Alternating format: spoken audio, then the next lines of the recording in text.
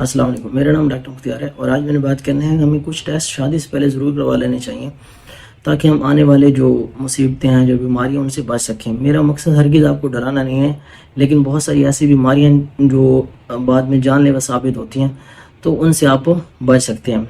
सबसे पहला जो टेस्ट है वो है ब्लड ग्रुपिंग का। इसके अंदर ब्लड ग्रुप चेक किया जाता है बेसिकली, और इसके अंदर मेन जो चीज़ देखी जाती है वो है RH इनकम्पेटिबिलिटी। तो ये बाद में बहुत ज़्यादा मसले पैदा करती है और ये अक्सर हमें प्रेगनेंसी के सेकंड प्रेगनेंसी में नज़र आते हैं। फर्स्ट प्रेगनेंसी में ये चीज़ नहीं आती, तो इससे आप बच सकते हैं इजीली। बस आपको पता हो कि आपका जो है ब्लड ग्रुप कौन सा है। उसके बाद जो है हेपेटाइटिस बी का है, हेपेटाइटिस सी है, HIV है, जो एड्स है।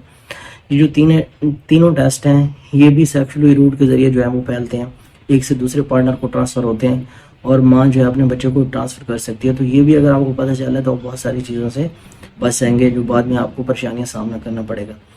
और उसके बाद जो टेस्ट अगला आता है वो है सिफिलिस की बीमारी, ठीक है। और ये जो है ये भी सेक्सुअल रूट के ज़रिए जो है फैलती है। ये बड़ी डेंजरस बीमारी है, अगर आपको पता चला तो इसका ईजिली ट्रीटमेंट हो जाता है और ये टोटली जो है 100% क्योरेबल है, आप इससे बिल्कुल ठीक हो जाएंगे। उसके बाद हमारे पास आ जाता है HB इलेक्ट्रोफोरेसिस का टेस्ट है। इसमें थैलेसीमिया या सिकल सेल जो बीमारी है उसको देखा जाता है और ये तब तक आपको नहीं पता चलेगा जब तक आप इसका टेस्ट नहीं करवाएंगे। तो थैलेसीमिया आपको पता है बहुत डेंजरस चीज़ है, अगर आपको पता चल रहा है तो आप इस चीज़ से अवॉइड भी कर सकते हैं। उसके बाद आ जाता है हमारे पास जेनेटिक स्क्रीनिंग जो है। अगर किसी की फैमिली में जो है काफ़ी देर से जो है एक बीमारी नस्ल दर नस्ल चल रही है तो उन लोगों को ज़रूर जेनेटिक टेस्टिंग करवानी चाहिए। और ये थोड़ा एक्सपेंसिव टेस्ट है, ये सिर्फ वही लोग करवा सकते हैं जिनकी फैमिली के अंदर शादी हो रही है या फिर उनकी फैमिली में कोई बीमारी काफ़ी देर से वो चल रही है, क्योंकि फैमिलीज़ के अंदर बहुत सारी जो बीमारियाँ हैं वो रन कर रही होती हैं। उसके बाद है सेक्सुअली ट्रांसमिटेड डिजीज़।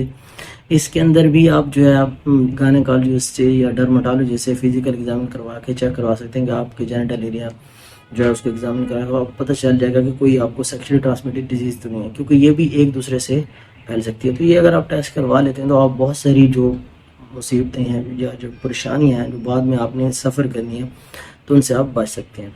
अल्लाह हाफिज़।